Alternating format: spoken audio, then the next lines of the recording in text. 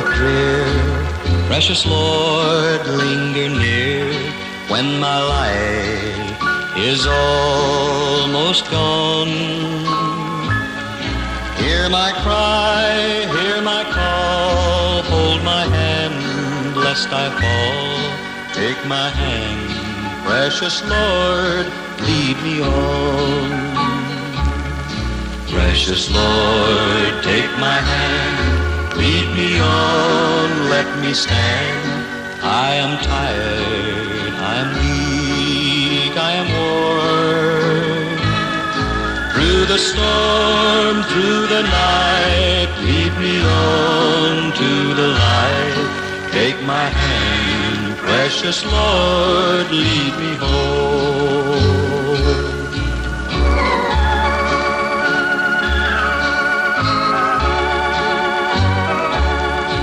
When my work is all done and my race here is run, let me see by the light thou hast shown that fair city so bright, where the Lamb is the light. Take my hand, precious Lord, lead me on. Precious Lord, take my hand, lead me on, let me stand.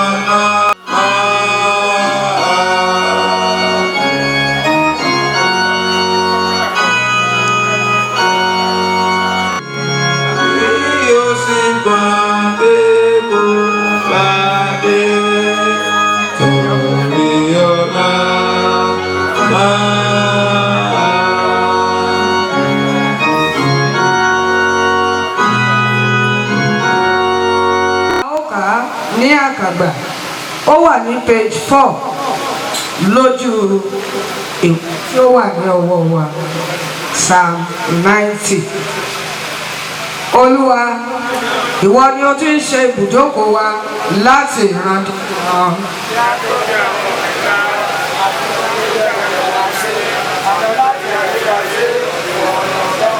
Wọ́n sọ ilé ẹ̀ di ìbàjẹ́, ó sì wí pé ẹ tún padà wá, ẹ̀yin ọmọ ènìyàn.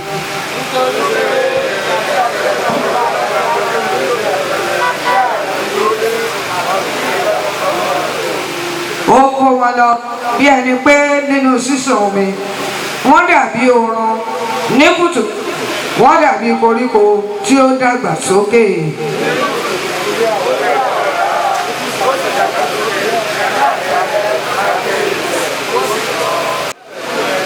Nítorí ọjọ́ wa gbogbo yípo lọ nínú ìbínú rẹ, àwa ń lo ọjọ́ wa bí àlá tí à ń rọ́.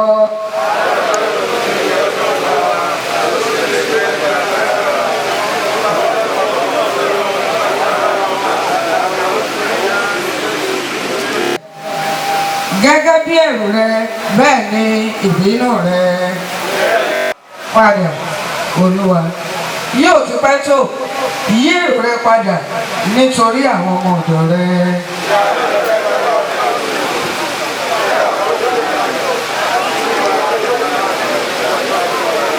Mọ inú wa dùn bí iye ọjọ́ tí ìwọ ti pọ́n wa lójú àti iye ọdún tí àwa ti ń rí búburú. Fìdí rẹ̀ múlẹ̀.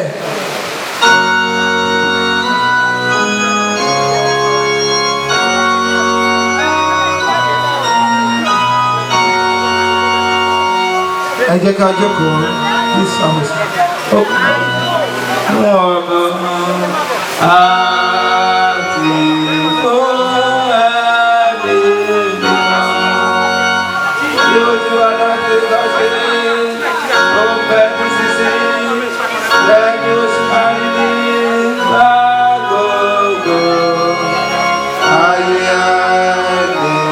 Welcome.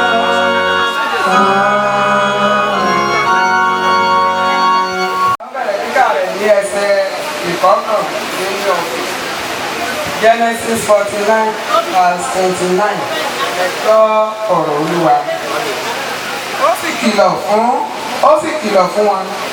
Ó sì sọ fún wọn pé a ó kó mi jọ pọ̀ pẹ̀lú àwọn ènìyàn mi. Ẹ sìn mí pẹ̀lú àwọn bàbá mi ní ipò tí ó ń bẹ ní oko Éfráímù ará Hítì, nínú ihò tí ó ń bẹ nínú oko Makpala tí ń bẹ níwájú Mamre ní ilẹ̀ Kénáánì tí Ábúráhámù rà pẹ̀lú oko lọ́wọ́ Éfráímù ará Hítì fún ilẹ̀ ìsìnkú. Níbẹ̀ ni wọ́n sin Ábúráhámù àti Sárà aya rẹ̀. Níbẹ̀ ni wọ́n sin Ísákì àti Rèbékà aya rẹ̀. Níbẹ̀ ni wọ́n sì sin Líà. Lọ́wọ́ àwọn ọmọ Hítì ni a ti ra oko náà tí ó ti ihò tí ó wà nílẹ̀. Nígbà tí Jákọ́bù sì ti parí àṣẹ ipa fún àwọn ọmọ rẹ̀, ó kó ẹsẹ̀ rẹ̀ jọ sórí àkéte, ó sì jọ̀wọ́ ẹ̀mí rẹ̀ lọ́wọ́, a sì kó o jọ pẹ̀lú àwọn ènìyàn rẹ̀. Bẹ̀rẹ̀ kíkà lórí 50 ẹsẹ̀ ìkíní. Jósẹ́fù sì ṣubú lé bàbá rẹ̀ ní ojú, ó sì sọkún sí i lára, ó sì fi ẹnu kò ní ẹnu. Jósẹ́fù sì pàṣẹ fún àwọn ìránṣẹ́ rẹ̀, àwọn oníṣègùn, kí wọn kí ó kún bàbá òun ní ọṣẹ. Àwọn oníṣègùn sì kún Ísírẹ́lì ní ọṣẹ. Tí wọ́n sì kún òun 40 ọjọ́ fún un, nítorí pé bẹ́ẹ̀ ni à ń kun ọjọ́ àwọn tí ó kún ní ọṣẹ. Àwọn ará Íjíbítì sì ṣọ̀fọ̀ rẹ̀ ní 70 ọjọ́.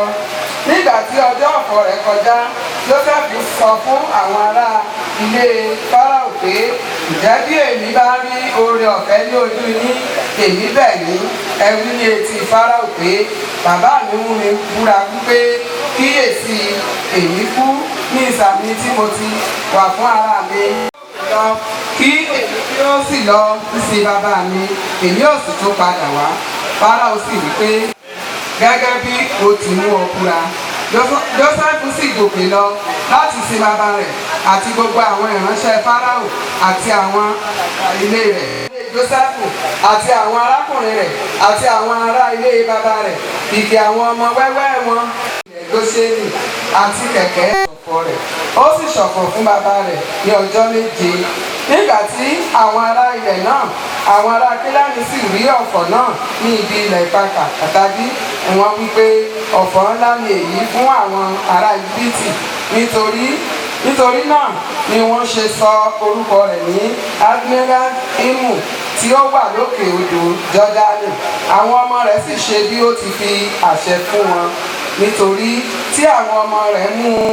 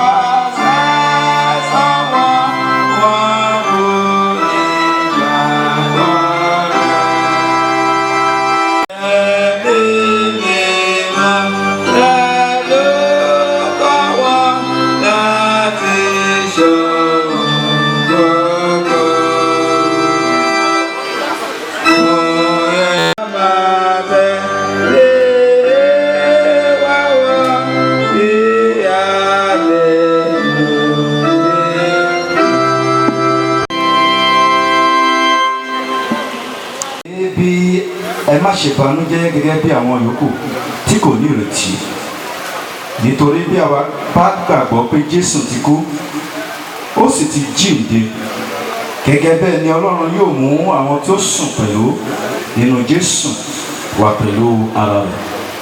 Nítorí èyí ni àwa fún yín nípa ọ̀rọ̀ Olúwa, bí àwa tí ó wà láàyè tí a sì kù lẹ́yìn dé àti wá Olúwa.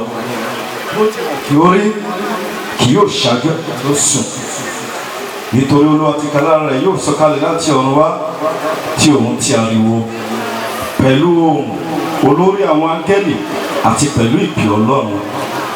Àwọn òkú nínú Kristi ni yóò sì kọ́ jíǹde. Nítorí náà nígbà náà ni ẹ ó sì gba àwa tó wà láàyè tó sì kù lẹ́yìn sókè pẹ̀lú wọn sínú àwọn sánmọ̀ láti pàdé Olúwa ní ojú ọ̀run. Bẹ́ẹ̀ ni àwa ó sì máa wà títí láé lọ́dọ̀ Olúwa. Nínú èyí ni ọ̀rọ̀ Olúwa.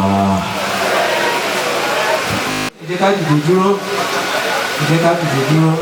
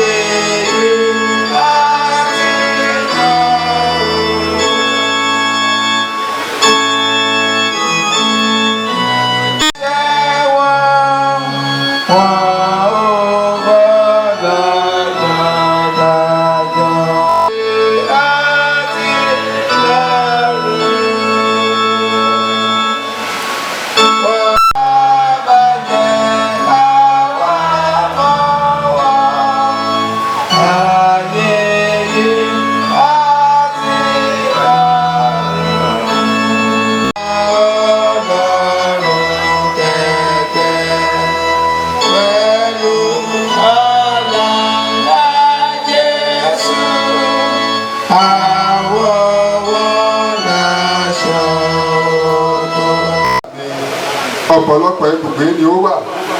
Ìbá má ṣe bẹ́ẹ̀ èmi ìbá ti sọ fún yín nítorí èmi ń lọ pèsè àyè sílẹ̀ fún yín. Bí mo bá sì lọ pèsè àyè sílẹ̀ fún yín èmi ò tún padà wá èmi ò sì mú yín lọ sọ́dọ̀ èmi tìkára mi pé níbi tí èmi ń gbé wà kí ẹ̀yin lè wà níbẹ̀ pẹ̀lú. Ẹ̀yin sì mọ ibi tí èmi ń gbé lọ ẹ sì mọ ọ̀nà náà. Tọ́másì sì wí fún un pé Olúwa a kò mọ ibi tí ò ń gbé lọ a ó hà ti ṣe mọ ọ̀nà. Jésù wí pé bí àkókò tí mo bá yín gbé ti pẹ́ tó ìwọ kò sì tí ì mọ̀ mí síbẹ̀ Philip ẹni tí ó bá ti rí mi ó ti rí bàbá.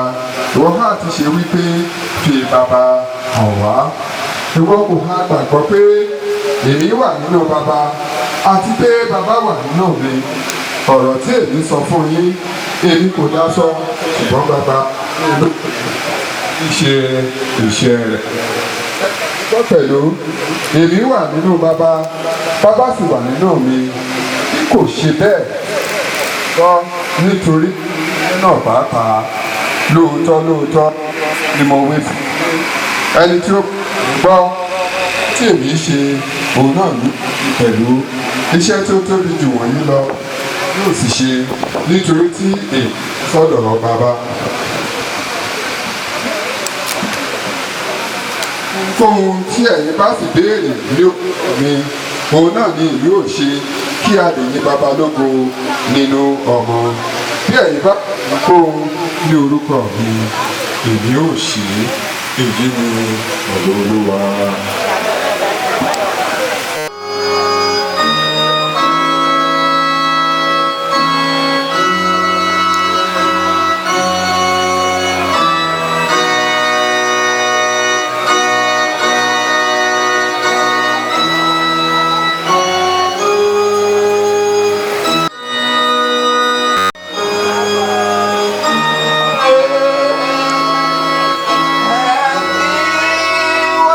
See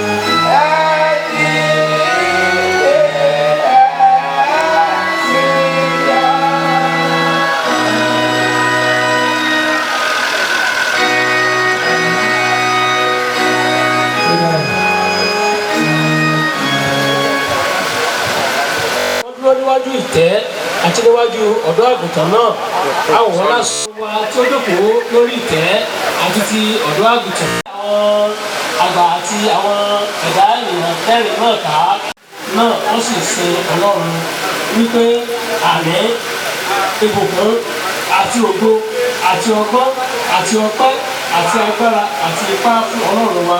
wọ́n sì sọ wọ́n di funfun nínú ẹ̀jẹ̀ ọ̀dọ́ àgùntàn náà.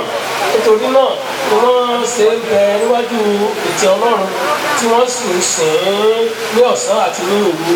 ilé ò pa wọ́n mọ́, bẹ́ẹ̀ ni òun kì yóò gbẹ wọ́n mọ́, bẹ́ẹ̀ ni oòrùn kì yóò pa wọ́n tàbí oòrùn kóòrùn. nítorí ọ̀dọ́ àgùntàn tó lẹ ní àárín ìtẹ́ náà ni yóò bá ṣe olùṣọ́ àgùntàn wọn tí yóò sì máa ṣe àbùnà wọn sí ibi orísun omi yìí. Ọlọ́run yóò sì mú Odi rẹ̀ tí kò dẹ̀gbẹ́, wàjíra kò ṣe bẹ́nu sọ, ti dúdú láti débẹ̀.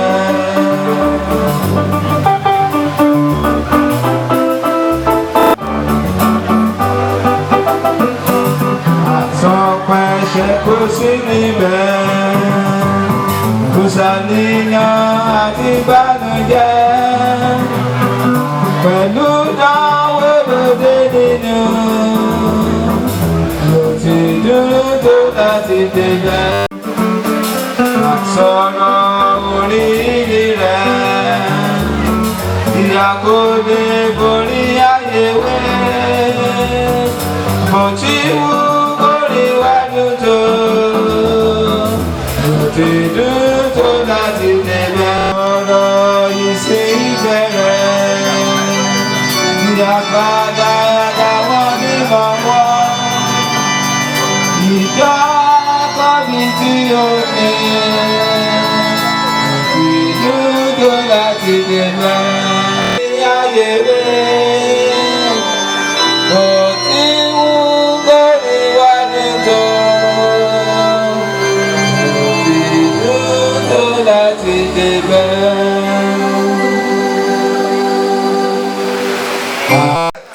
Ọmọ ènìyàn bá wà ní ògo rẹ pẹ̀lú gbogbo àwọn áńgẹ́lì rẹ, nígbà náà ni yóò jókòó lórí ìtẹ́ ògo rẹ.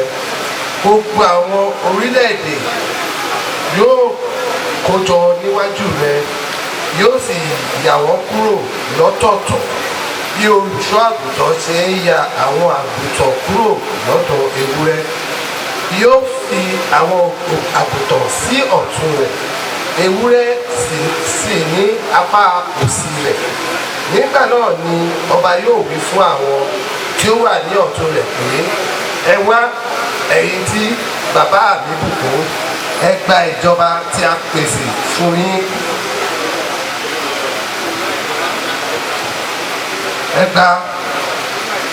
Ẹ gba ìjọba tí a pèsè fún yín láti ìpìlẹ̀ ayé. Nítorí mo gbáyè, ẹ fi fún mi ní oúnjẹ, mo gbẹ, ẹ fún mi ní omi, mo jẹ́ àlejò, ẹ gbà mí sínú, mo wà ní àìlóṣù, ẹ bò mí, mo ṣe ṣàìlera, ẹ ṣàbẹ̀wò sí mi, mo wà ní ẹ̀wọ̀n, ẹ wá bá mi. Nígbà náà ni àwọn olódodo yóò dáhùn pé, Olúwa, nígbà wo ni a ó rí ọ gbàgbé, a sì fún ọ ní oúnjẹ tàbí gbẹ, a sì fún ọ ní omi? Nígbà wo ni a ó rí ọ gẹ́gẹ́ bí àlejò, a sì gbà ọ sínú, tàbí ní àìlóṣù a sì bù ọ́? Nígbà wo ni a ó rí ọ ṣàìlera tàbí ní ẹ̀wọ̀n, a sì wá bá ọ? Ọ̀kan nínú àwọn arákùnrin mi kékeré jùlọ, ẹ ṣe fún mi. Nígbà náà ni yóò wí fún àwọn tí ó wà ní apá òsì rẹ̀ pé, ẹ kúrò lọ́dọ̀ mi, ẹ̀yin aláìṣòdodo àti àwọn áńgẹ́lì rẹ̀. Nítorí mo gbáyè, kò fún mi ní oúnjẹ, mo gbẹ, kò fún mi ní omi, mo jẹ́ àlejò, ẹ kò gbà mí sínú, mo wà ní àìlóṣù, ẹ kò bò mí, mo ṣàìlera, mo sì wà ní ẹ̀wọ̀n, ẹ kò ṣàbẹ̀wò sí mi. Nígbà náà ni wọ́n yóò dáhùn pé, olúwa nígbà wo ni a ó rí ọ gbádùn tàbí bẹ́ẹ̀ tàbí gẹ́gẹ́ bí àlejò tàbí ní àlóṣù tàbí ṣàìlera tàbí ní ẹ̀wọ̀n a kò sì ràn ọ́ lọ́wọ́ yóò dáhùn pé lóòótọ́ ni mo wí fún yín nígbà tí ẹ kò ṣe é fún ọ̀kan nínú àwọn arákùnrin mi kékeré jùlọ ẹ kò ṣe é fún mi wọn yóò sì lọ sí ìyà àìnípẹ̀kun ṣùgbọ́n àwọn olódodo yóò lọ sí ìyè àìnípẹ̀kun. Olúwa, praise the Lord. Lẹ́tà ìkan láti ọ̀dọ̀ àwọn ọmọ bàbá, ìkejì láti ọ̀dọ̀ ẹbí tàbí aládùúgbò, ìkẹta láti inú ìjọ Ọlọ́run. We are very grateful. Sorry, bro. I'm the last born of Bro, Papa. see, I say sorry. Daddy had me at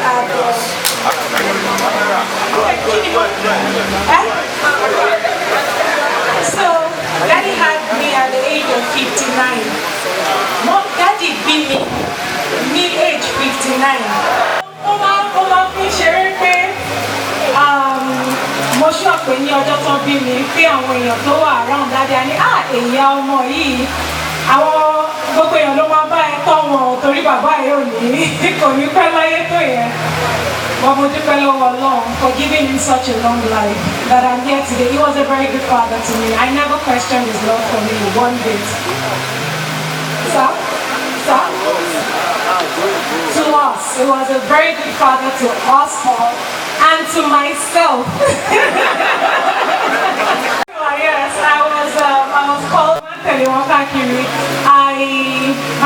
he was a very good father, honestly. He didn't just father me, he was my daddy. Mo pé ọmọ ọdún mẹ́wàá mo ṣì ń sùn sẹ́gbẹ̀ẹ́ wọn lórí bed.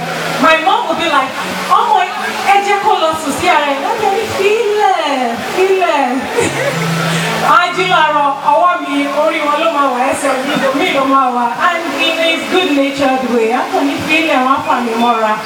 Ṣé ìgbà tára ò bá yá ni ṣé ìgbà wo ni and that's how he was to every one of us. He was a very good father, giving, and we're not talking of financial,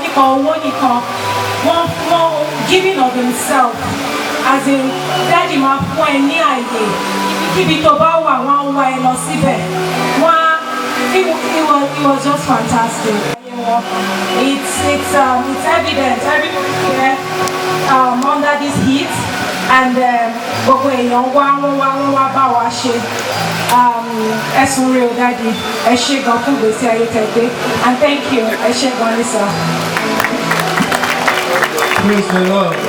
Bilal is my name, Dr. Ayobilana, and this is my sister, Dr. Misa Amedeleye. Àbúrò Daddy Ìwá. Now, àwọn ló máa sọ̀rọ̀ because ẹ̀rí mi fún kí ọmọ ẹ̀ kó tán.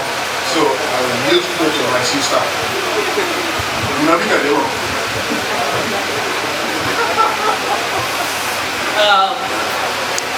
Àwa jẹ́ generation kan tó ti wà lẹ́yìn.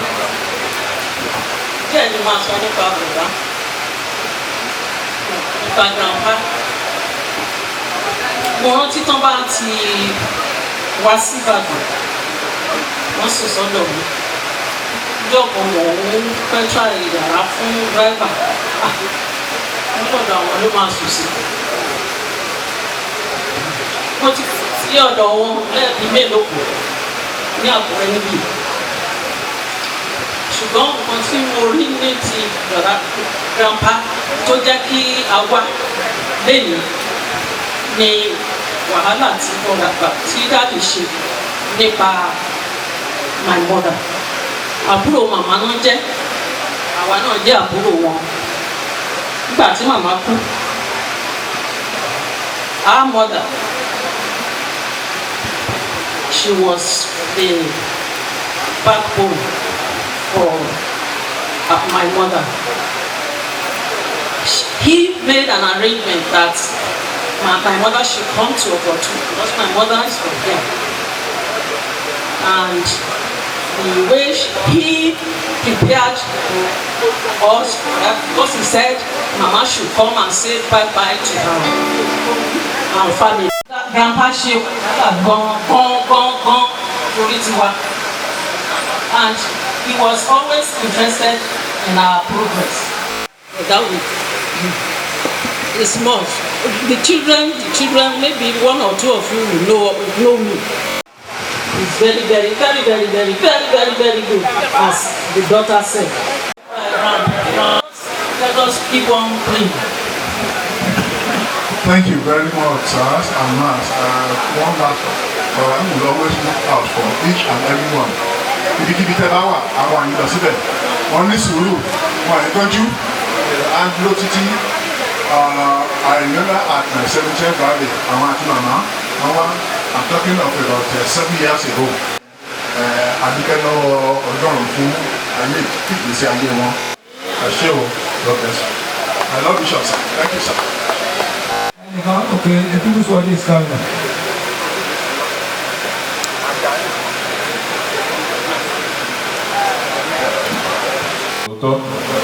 Irú wa kékeré adé nù ṣọ́ọ̀ṣì bàbá wa ni nígbà tí ta wà ní kékeré tá à ń wá ṣọ́ọ̀ṣì àwa lérò pé bàbá lọ ṣọ́ọ̀ṣì míì ju ṣọ́ọ̀ṣì Ọ̀gọ̀tún despite the fact Àkúrẹ́ náà wà but ọjọ́ tí màá bàbá wọ́n change àlùfáà wa ń gbà yẹn tá a lọ lé bàbá l'Ákúrẹ́ ọjọ́ yẹn mo mọ̀ pé bàbá olùfọkànsìn òótọ́ ni adélé bàbá ní after service àbá bàbá nílé wọ́n ní wọ́n lọ church wọ́n ti church dé nígbà tí bàbá dé ó làbá ti ránṣẹ́ sí òun pé à ń bọ̀ ó ní meeting guarantee nígbà tó ń jáde church náà ń ṣe káàkiri so bàbá gbà wá lálejò jẹ́ iṣẹ́ ìsìn bàbá láti bí ogún ọdún sẹ́yìn nígbà tó di pé ààrẹ alága ìkórè nínú church ní bàbá ti fọ̀nà tí ara ẹ̀ pé lọ́dọọdún òun máa ṣe ìkórè láti gbà yẹn kò sọdún tí bàbá bàjẹ́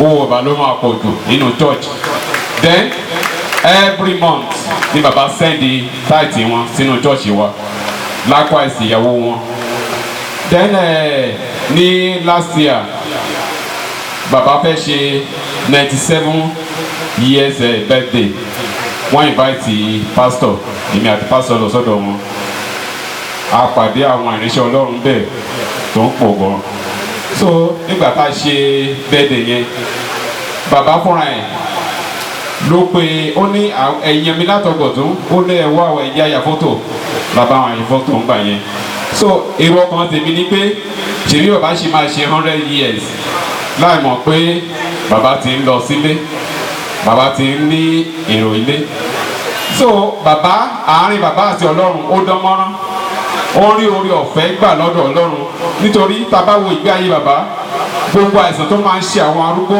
kò sí lè tó ṣe bàbá tí bàbá fi pé 90 something years ojú bàbá orí ìnà kedere bàbá ò tẹ̀ párìn bàbá fúnra ẹ̀ ló máa ń dìde tó máa ń lọ síbi tó bá fẹ́ lọ dẹ́ni pé ìgbọ́ràn pé àgbàlagbà darúgbó kò gbọ́ràn kì í ṣe bíi ti bàbá rí òfin Ọlọ́run gan gidi lọ́pọ̀lọpọ̀ so àkàìmọye iṣẹ́ ìsìn wọn nínú ìjọ ọdún tó kọjá yẹn náà pé bàbá venerable wọn níṣẹ́ wo là ń ṣe nínú church wa bàbá ṣàṣàlàyé iṣẹ́ tá à ń ṣe lọ́wọ́ fún wọn wọ́n ní àwọn á ṣe fẹ́ǹsì yẹn pé wọ́n àwọn bá wa parí ẹ̀ fẹ́ǹsì yẹn náà ń ṣe lọ́wọ́ nígbà tí ọlọ́jọ́ dé tá a bá rí ìgbé ayé bàbá ìgbé ayé tó lápẹẹrẹ ni kò sí nǹkan kò sówó tó jọ bàbá lójú láti fi sin Ọlọ́run then àsìkò wọn náà kọ́ wọ́n fi ń sin Ọlọ́run a nígbàgbọ́ pé iwájú tó dojúkọ ibi dáadáa la já sí ẹ̀yìn tán fi lẹ̀ ẹ̀yìn wọn ò ní bàjẹ́ a kàn ń rọ ẹ̀yin ọmọ ní ẹ jọ̀ọ́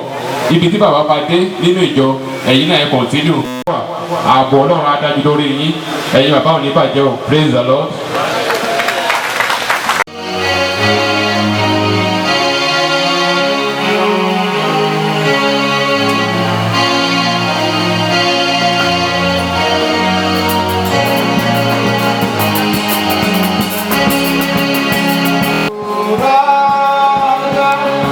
I give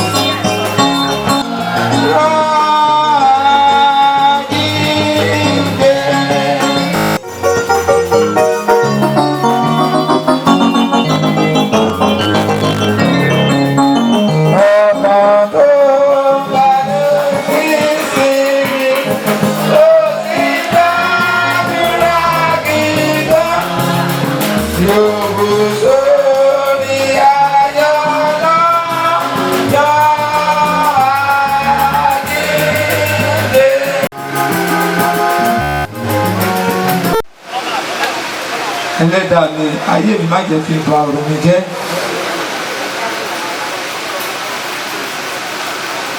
A gbàdúrà ní orúkọ Jésù Kristi Olúwa wa. Bàbá, bí a ṣe ń lọ láti gbọ́ ọ̀rọ̀ rẹ, Olúwa ẹ̀mí sí wa. Ọ̀rọ̀ tí a ó gbọ́ jẹ́ kó ṣe ara àti ọkàn wa ní rere. Ní ayé tí a wà yìí, agbára àti oore ọ̀fẹ́ láti máa pèsè ara wa sílẹ̀ fún ayérayé, Olúwa má ṣe fi fún wa. Ọ̀rọ̀ náà jẹ́ kó tún ayé wa ṣe, sì jẹ́ tiwa. A gbàdúrà ní orúkọ Jésù Kristi Olúwa wa. Devotion, and is always there to teach, to instruct, and to direct we that are coming. And we pray that Lord will continue to beat you higher, Baba, in Jesus' name. Baba is retired but not tired. And we pray that God will continue to strengthen him more and more in Jesus' name. Praise the Lord. We appreciate all the men of God and women of God that are here. We pray that Lord will bless you and bless your ministry in Jesus' name. And especially want to recognize the former governor of Ekiti State, the person of Chief Segun Oni, who is here. Praise the Lord. We pray that Lord will continue to bless. A ò ní gbogbo kan pẹ́ títí ní ayé yìí gẹ́gẹ́ bí ọ̀rọ̀ Ọlọ́run ṣe jẹ́ kó yé wa. Ọ̀rọ̀ Ọlọ́run dẹ̀ jẹ́ kó dá wa lójú pé a ní ibùgbé sí ọ̀run. Ọlọ́gbọ́n tó mọ̀ yìí pé òun ò ní pẹ́ láyé yìí, eléyìí tó dára jùlọ ni pé kó máa pèsè ara rẹ̀ sílẹ̀ fún ayérayé. Ní Genesis orí 30, ẹsẹ̀ 30, Genesis 30:30b. Jacob sọ̀rọ̀ kan níbẹ̀ tí mo sọ ọ̀rọ̀ ìyànjú.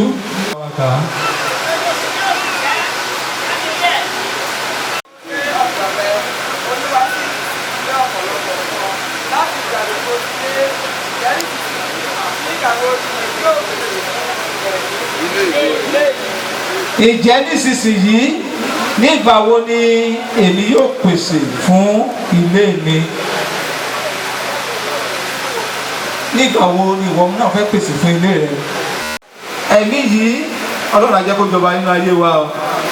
Pé mo níbi kan tó yẹ kí n máa pèsè fún.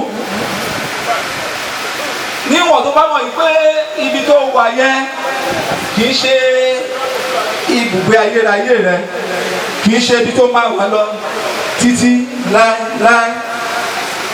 Ní Kọ́ríńtì kejì orí 5 bẹ̀rẹ̀ láti ẹsẹ̀ 1, Paul Apostoli ó jẹ́ kó yé wa dájú wípé àwa mọ̀ pé bí ilé àgọ́ wa ti ayé yìí tó bá wó, àwa ní ilé kan lọ́dọ̀ Ọlọ́run, ilé tí a kò fi ọwọ́ kọ́, ti ayérayé nínú àwọn ọ̀run.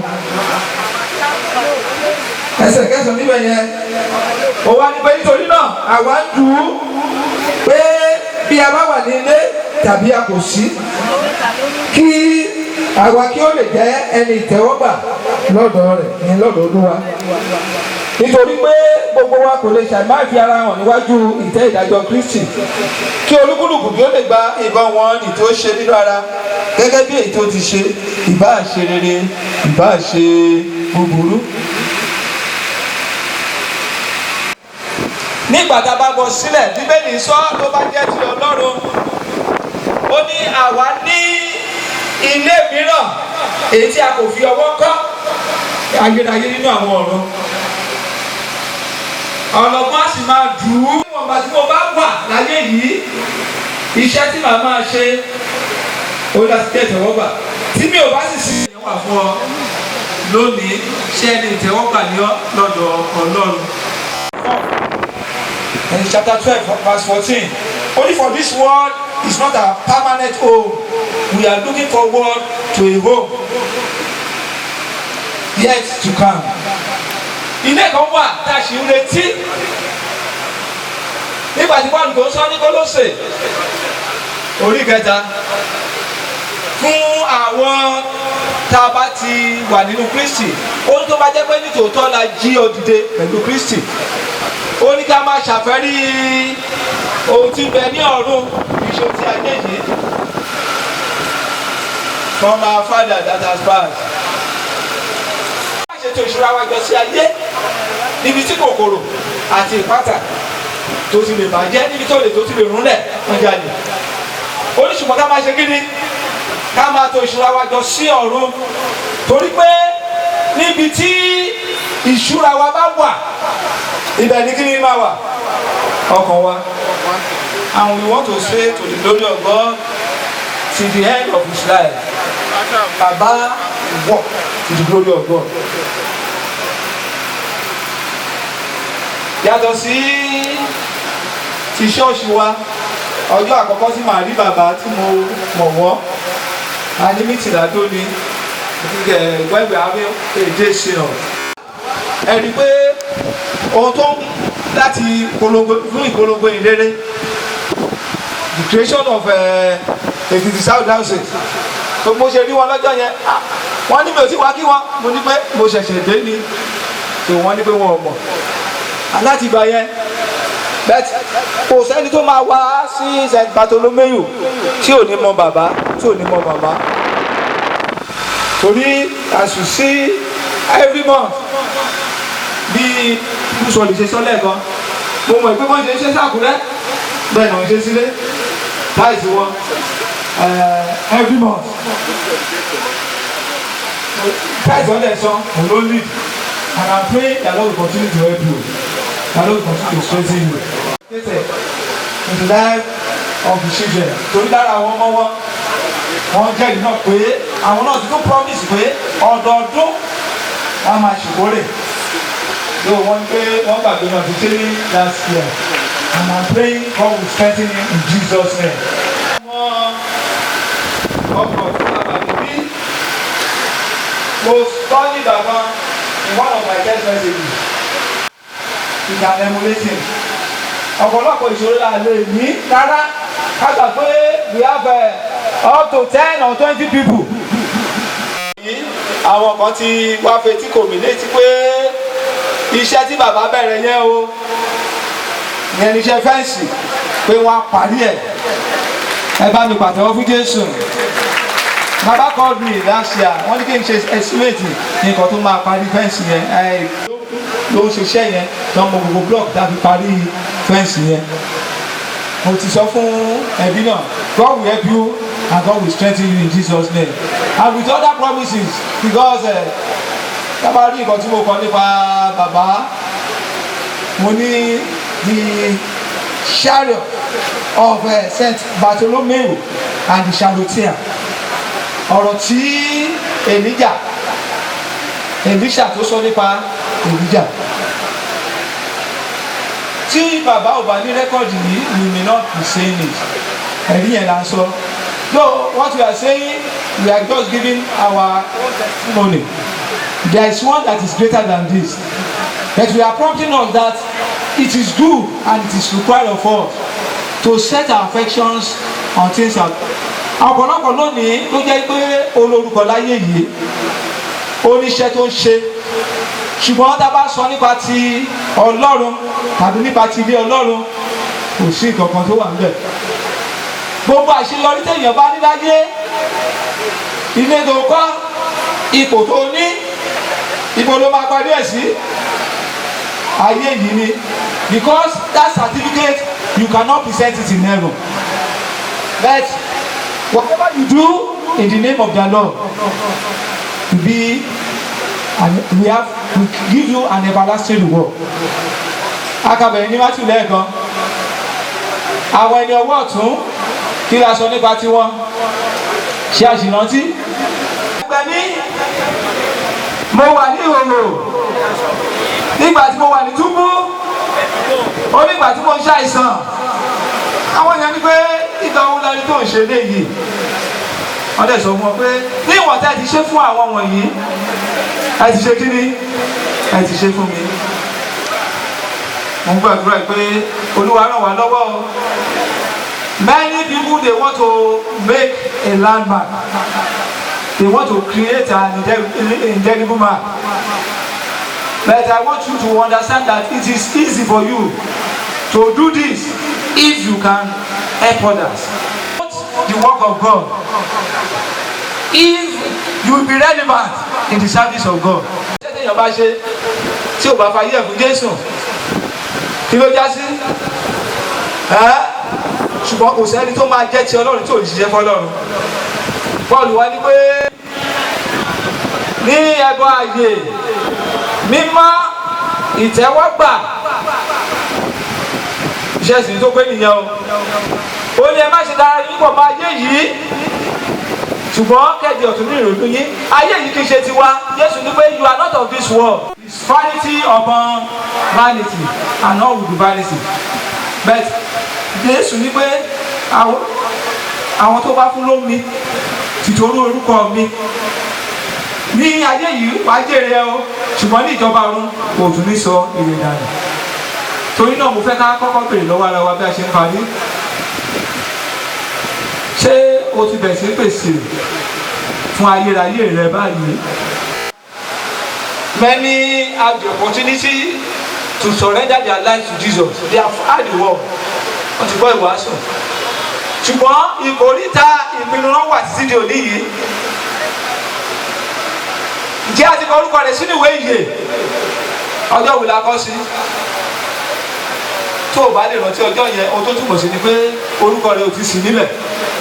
Bíbélì náà ni pé tí a bá rí ẹnikẹ́ni tí a kò rí orúkọ rẹ̀ nínú ìwé ìyè, ẹ bá mi pàdé ẹ̀. A jù sínú fífi èyí tí ṣe ikú kejì. We gather today, all we do is we sing some hymns and we read some passages from the word of God. But they are all pointing us to eternity.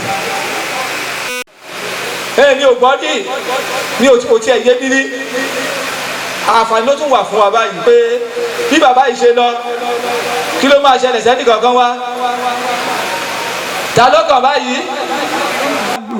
Bó ṣe pé ẹni yìí tó ń pè lọ wọ́n ní kí ìwọ náà kó bi ara ẹ̀ léèrè tó bá jẹ́ ìwọ nìkan ṣé ọjọ́ orí à ń lò ṣé gbogbo wa la máa pé 97 ká tó kú.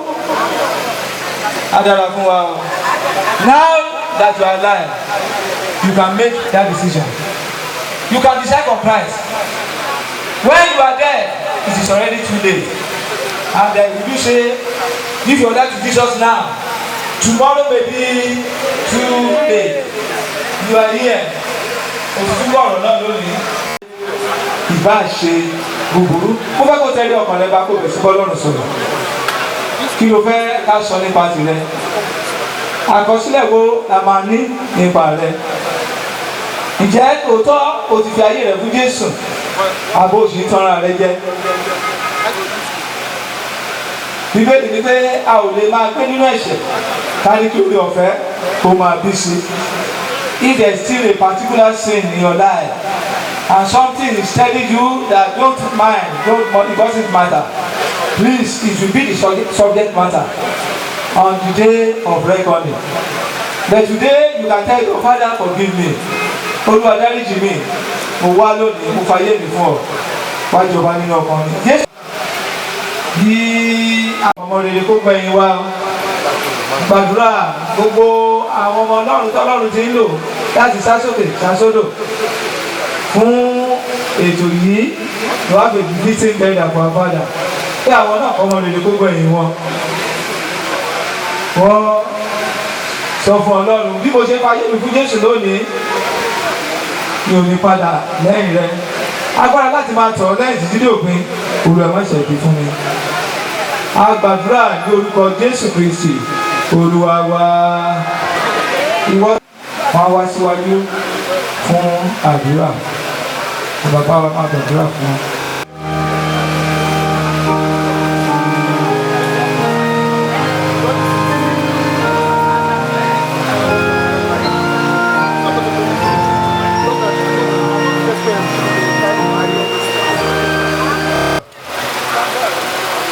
tìrẹ ni ọlá, tìrẹ ni ògo, tìrẹ ni ọpẹ́, adáni má gbàgbé ẹni. Arúgbó ọjọ́ àdàgbà má pàrọ̀ oyè, ọ̀kan náà lánàá, lónìí àti ti láéláé. Ṣáájú ohun gbogbo, à ń dúpẹ́ lọ́wọ́ rẹ fún ìgbésí ayé bàbá wa Edward Adépọ̀jù Òjó Ọlápẹ́. A dúpẹ́ fún àwọn oore ọ̀fẹ́ tó pọ̀ tí ẹ fi fún bàbá. A dúpẹ́ lọ́wọ́ yín nítorí pé ẹ jẹ́ kó mọ̀ yín. Wọ́n fi tọkàn taratara sìn yín pẹ̀lú gbogbo ìní wọn àti ipò wọn àti àwọn àǹfààní wọn. A dúpẹ́ lọ́wọ́ yín Ọlọ́run alágbára wípé nínú ayé ẹ fún ní oore ọ̀fẹ́ láti bá olùrànlọ́wọ́ tòótọ́ pàdé àti láti bá gbé tó jẹ́ kí ìrìn àjò ìgbésí ayé rẹ̀ kó nítumọ̀ kó sì tún tẹ̀síwájú. A dúpẹ́ lọ́wọ́ yín fún àwọn èso tó ti inú ìbáṣepọ̀ wọn jáde tó jẹ́ orísun ayọ̀, ìfọkànbalẹ̀ àti ìrètí ọjọ́ ọ̀la fún bàbá. Bàbá, à ń gbàdúrà pé ká ìjàre àwọn orí ọ̀fẹ́ wọ̀nyí là ń dúpẹ́ fún ẹ̀tọ́ ọgbọ̀n ọpẹ́ wa o. Má jọ wọnú ilé tọ̀ wọ́n. Gbogbo ohun tí ẹ ti fi fún wọn lórúkọ Jésù jọ máa wà lálàáfíà. A gbàdúrà fún aya, a gbàdúrà fún ọkọ, a gbàdúrà fún àwọn ọmọ lórúkọ Jésù pé kó dára fún wọn. Ìrànlọ́wọ́ látọ̀dọ̀ yín ẹ bá lè gbé dìde fún wọn. Bí bàbá ti rí oore ọ̀fẹ́ gbà, bàbá ẹ jẹ́ káwọn ọmọ yìí kó rí oore ọ̀fẹ́ gbà jù bẹ́ẹ̀ lọ. Àwọn ọmọ yìí ayẹ yìí náà kálẹ̀. Bàbá gbàdúrà gbogbo ẹbí lápapọ̀ bá lè súre fún wọn. Àtẹ̀yìnkú mọ̀jọ wọnú ẹbí yìí, ìrànlọ́wọ́ kẹ́ ẹ gbé dìde fún wọn. Ju gbogbo rẹ̀ lọ bí wọ́n ti wà nínú yín torí pé Bíbélì sọ pé ẹ máa gbé inú mi, èmi yóò sì máa gbé inú yín. Bí wọ́n ṣe pé yín gbé inú mi ẹ kò lè ṣe ohun tó dára. Ohun tó dára lórúkọ Jésù Olúwa ẹ fi fún wọn. Ẹ ràn wọ́n lọ́wọ́ kán lè máa gbé nínú yín. Ẹ ràn wọ́n lọ́wọ́ kán lè máa lò gbésí ayé wọn nínú yín. A dúpẹ́ pé ẹ ti gbọ́ àdúrà wa torí tí a béèrè àwọn nǹkan wọ̀nyí nípasẹ̀ Jésù Kristi Olúwa wa.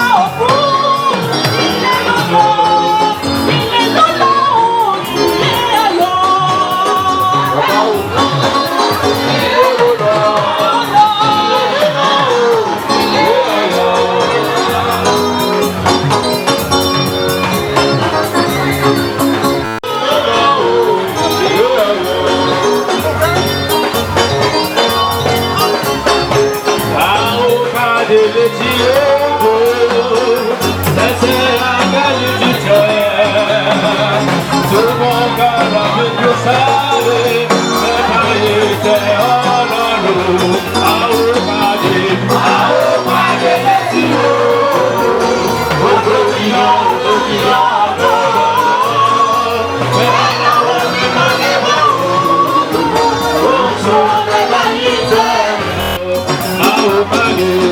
àwọn pàdé létí ògo ìyá òkìyà lọ́wọ́ bẹ́ẹ̀ làwọn mímọ́ ní bá òun tó mẹ́ta ìtẹ̀ ìgbógun ní ìgbógun ìsinmi èdèso àwọn gbogbo ní wọ́n èrò ọkọ̀ àyà rẹ̀ ìgbógun ní ìgbógun ní ìgbógun ìsinmi èdèso àwọn gbogbo ní wọ́n èrò ọkọ̀ àyà rẹ̀. bí àwọn akọrin bá ṣe ń kọrin gbogbo àwọn ọmọ màmá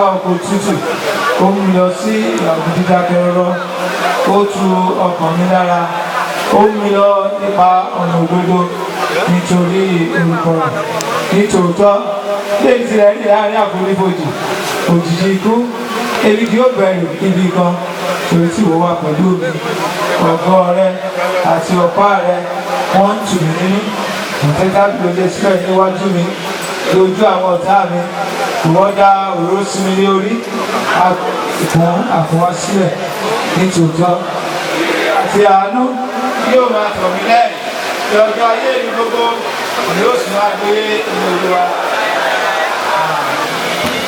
Ògo ni fún bàbá àti fún ọmọ àti fún ẹ̀mí mímọ́.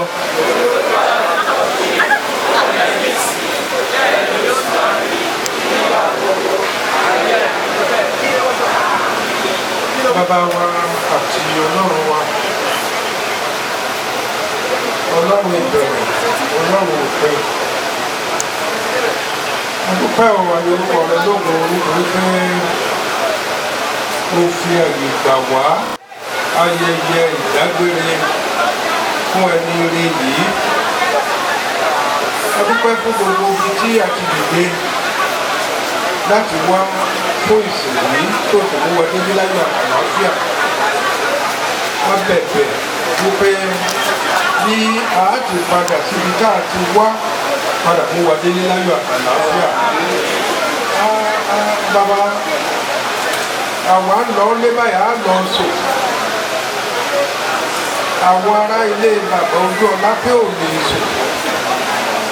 Gbogbo ayẹyẹ tí wọ́n á ṣe láti ìwòrí títí dọ̀la tí wọ́n gbé ara bàbá wá sí ilé rẹ̀ má jẹ́ kí èjù lọ́wọ́ lọ́rọ̀ wọn o. Àwọn ẹni ibi má jẹ́ kó darapọ̀ mọ́ wọn o. Àwọn ọmọ bàbá ìgbà bá sì sùn ohun àlàáfíà ni kò fi pa ojú wa dé. Bí a bá sì wá dùbúlẹ̀ ká àbá sùn èrò rere fi kú ọkàn wa. Lónìí mọ́jú má jẹ́ ká dáadáa búburú. Má jẹ́ kí ibùsùn wa kó dúdú dìbò wa lẹ́gbẹ̀ẹ́. Ohunkóhun tó sì máa ṣẹlẹ̀ dàbí rọ́bùrà yìí ṣe ìsìnkú yìí lọ́la má jẹ́ kó ṣẹlẹ̀ o. Lórúkọ Jésù Kristi Olúwa wa. Ìfẹ́ ti Ọlọ́run àti ìdàpọ̀ ti ẹ̀mí mímọ́ kó máa bá gbogbo wa gbé títí láéláé.